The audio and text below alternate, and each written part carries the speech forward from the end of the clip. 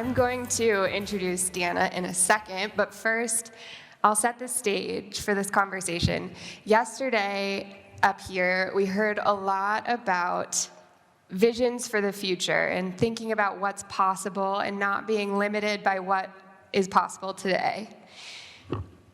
One thing that stuck with me was this metaphor around hardware and software, and how if humans are the hardware, we're not inherently bad or wrong. The problem is the software.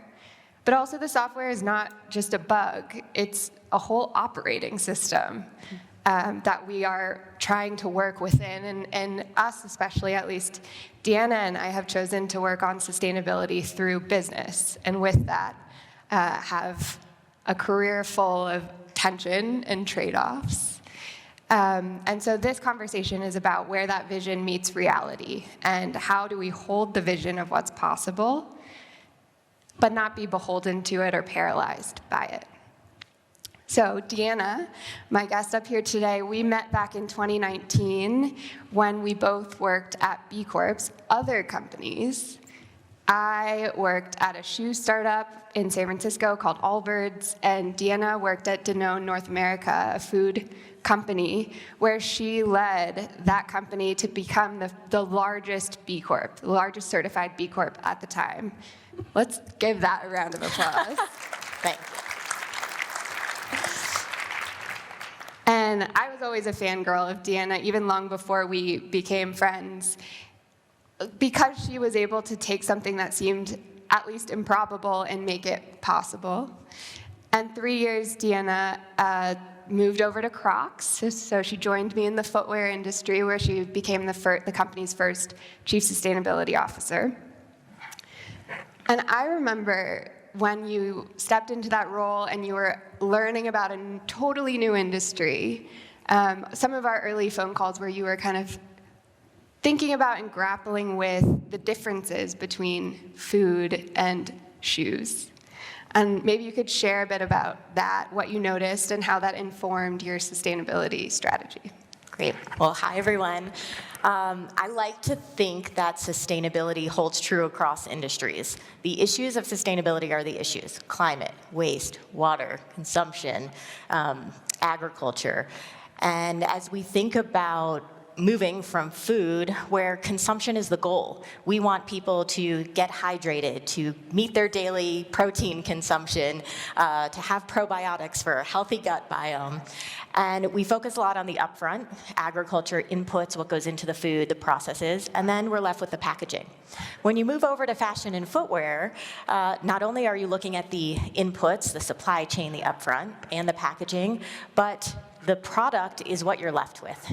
It's not consumed in the same way, and it's what hangs around. So the inherent challenge of consumption and waste in fashion and footwear is probably the biggest difference and the biggest transformation, and that speaks a lot to how we have to adapt our mindsets to circular economy and creating solutions for that. Yeah, I remember one of the best parts of working for a clothing company is that people will come up to you and say, "Oh my God, I love Allbirds." And then they'll say, "And I have 10 pairs." And like something in me would kind of crack every time that happened. But I also knew that it was so important, but it was the question that I always feared from journalists or customers, because I didn't have a good answer. Shoes are really hard. They have 20 plus, well, in most cases, like 20 plus components made of many different materials, and you wear them on your feet, so they get really beat up over their lifetime. And I thought it was so interesting, Crocs is different in a lot of ways because it uses fewer components, more mono material. How did you know where to begin in setting up a circularity program at a shoe company when that doesn't really exist yet? Yeah. So Crocs are definitely an interesting use case from a materials perspective. So we have one primary material, which we call Croslite, which is our blend that makes Crocs Crocs, made from primarily fossil fuels, but it's 80% of the materials we buy. So talk about, is it clear where to start? How do you know where to start? There's sometimes some obvious wins. Where do you spend the most money? What's the material you focus on? When we think about the shoes themselves and sort of footwear circularity, the Ellen MacArthur Foundation helps lay out sort of the principles. Design better materials in. Keep your product in use for as long as possible at its highest and best use, and then design for end of use. And what happens next? And so at Crocs, we've taken that approach to heart in a few ways. So one is material. So I mentioned primarily fossil-based. Well, there are alternatives to that. So we introduced a few years ago bio-based materials made from plants. Biocircular materials made from plant waste from other industries, so used cooking oil is the best case example that we have. And we started introducing that into our footwear across our entire portfolio of shoes. This last year, we reached 25% biomaterial across our shoes. And it's not just about offsetting the sources and the resources that go into the shoe, it's also around net zero, emissions reduction, and from that bio-alternative material, we've seen a 10% reduction per pair of shoes. In some places in the world, I say 10%, people are like, okay, that's incremental, but among friends here, I think we all know that if one innovation can get you a 10% reduction, that's pretty significant. So we continue to think about materials in and innovating those materials and finding more sustainable sources. Right now, oftentimes those come at a premium and they require investment. So how do we think about that? The second piece is how we engage consumers, both in that story, so how we continue to tell the stories of the product itself and the materials, but also where does the waste end up? It ends up in the hands of the consumer. So thinking about take back, thinking about when you are done with your pair of shoes at the end of their use case, did you outgrow them and they're still wearable, or are they worn and we need to find something else to do with those materials? So at Crocs, a year ago, May, we launched Take Back at 183 stores, so all stores across the US and Canada. And we started taking our shoes back, and then we sort them. If they're still wearable, they go to a nonprofit called Souls for Souls, and anything that's wearable gets put through their 4 Opportunity program and goes to social impact, entrepreneurial and development opportunities, a new business case. If they're not wearable, they go for reprocessing. So that's deconstruction, grinding, sorting, and then we look at the material. So the material still has value, and how do we make sure that we're creating that value so we can be offsetting the investment we're making in other parts of the business, like those biomaterials? Sometimes we think about circularity as steps in one loop. But I think expanding the view and really thinking about the different loops and how they come back together is also a really critical piece.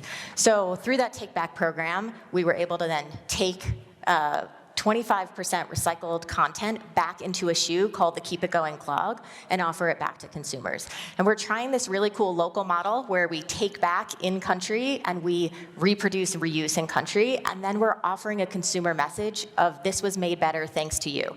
The more you participate, the more we can make it better. So not making it just about the business opportunity, but about the consumer engagement opportunity.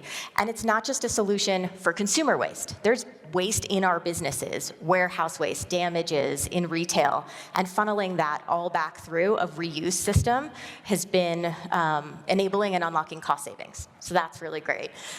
So thinking about circularity and the elements, the components, and what works for you is really at the core of what we're attempting to do and attempting to scale. Yeah. Well, that sounds like a lot. You're doing a lot. And at the same time, it's a lot of what you're saying is you're trying to broaden the definition of circularity and circular economy beyond maybe the platonic ideal of this closed loop system where everything stays within your supply chain. Do you ever get pushback that you're not doing enough or it's not true circularity? Yeah, I think there is. We heard a little bit about this yesterday. A lot of the solutions haven't even been invented yet. There's part of me as a sustainability consumer, I want that perfect closed loop. I think a lot of us do. But the reality of the systems we are today, that closed loop can really create limitations in the way you sell your business case internally, in the way you build your story, and the limitations that you're maybe unknowingly putting around the program because you're designing for a future that we don't necessarily have all the systems and tools in place yet.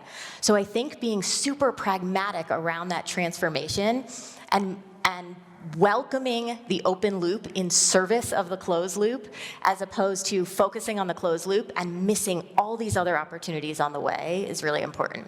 Yeah, it sounds like you're advocating for an idea of progress over perfection, or doing something rather than doing it perfectly. Yes, and Hana and I talked a lot about this idea. How many of you have used the phrase progress over perfection? How many of you have been in a room at a sustainability conference where that phrase is used? Like every hand in the room up. So when did we introduce the concept of perfection into sustainability? When has perfection... I don't use the word perfection in anything in my life as a mother, as a worker. I am looking for transformation. I am looking for what does good look like? Where is the ambition and what's the vision? We keep fooling ourselves into this idea that there is perfection in this system. And we even heard yesterday, like, nature is perfect because of its imperfection. And what we can learn from that should be guiding us, as opposed to this idea of a perfect closed loop or perfection in this way. So I encourage us all to think about progress, not perfection. Take that out of the loop and really look at where we can make the progress that feels good, that fulfills, and that is making meaningful impact in service of progress, not in service of this unattainable perfection. Yeah, I totally resonate with that. I also think that that is part of the software, is like, perfection is the goal in a lot of cases. I spent a lot of years trying to unlearn that perfection is the goal and trying to embrace the idea of progress.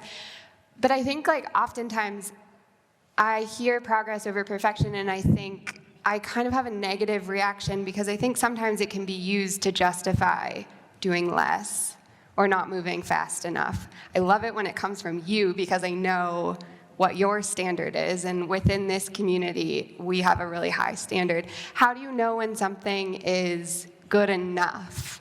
It may be not as perfect or best, but it's better. Yeah, the words that come to mind are authenticity and credibility, and then working at the intersection of impact. Is it making an impact, and is it a positive or negative impact? Is it a perfect, a good enough positive impact? Is it an impact that's in service to the transformation? And then thinking about visibility.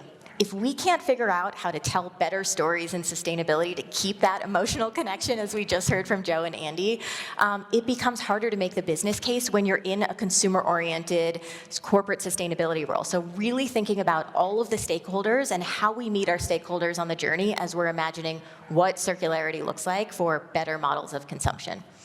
I think the other thing is we can't do it alone. And if we flipped all of the things we know how to do today for Crocs and actually figured out circularity for our business, we are just one of many, many footwear brands in the industry. A lot of shoes, about 23 billion pairs of shoes are produced each year globally, and about 1 billion of those end up in landfill each year. At the same time, 500,000 people are without shoes. Put all that together, we have not only consumption challenges, we have distribution challenges, we have use case challenges, and we have waste challenges. So if we think about what we can do at Crocs, we are not getting the world, the system, anywhere. And so that's where we really look at how do we solve as an industry and how do we solve things together. So we have a network called the Footwear Collective, which is a whole bunch of footwear brands, a lot of friends in the room, who are working together to look at systems change around circularity. And we're taking the learnings we have at Crocs of what we've been able to do with our more mono-material approach and helping, as everyone is kind of taking their own learnings into that system and looking at how do we systems change the footwear industry together. So the complexity that Hana knows so well from sneakers, all the different pieces, that we can be solving those and looking at it from a materials, engagement, consumer engagement, and then sort of system-wide approach. Yeah, so different levers for different aims. So you've talked about impact as one criteria, visibility as the other, and then I know there's a third that is just as important. Can you tell us about that? I think about this concept of collaboration and transformation, and I also think a lot about what we as individuals in corporate sustainability, in a really challenging global context, in a really challenging local context, bring. And it really starts and ends with intention and courage. The system is not where it needs to be. And so thinking about the steps we can take, the courage that we can put in each of the steps, and I think it was Asha who said yesterday, is it 100 steps or is it a leap? It's all progress moving us in the direction we need. And so when we think about the role that we play with a lot of headwinds facing us as corporate sustainability, really thinking about what lights us up and how to prioritize that within our business, because that's going to inspire our stakeholders, our CEOs, our business partners, and help us take those 100 steps, which I think we should feel really good about today, every step we take. Yeah, I think Bill said yesterday, we have to be having the most fun. So that's a goal too. Yes. Thank you so much, Deanna, for all the work that you do. Join me in thanking Deanna. Thanks.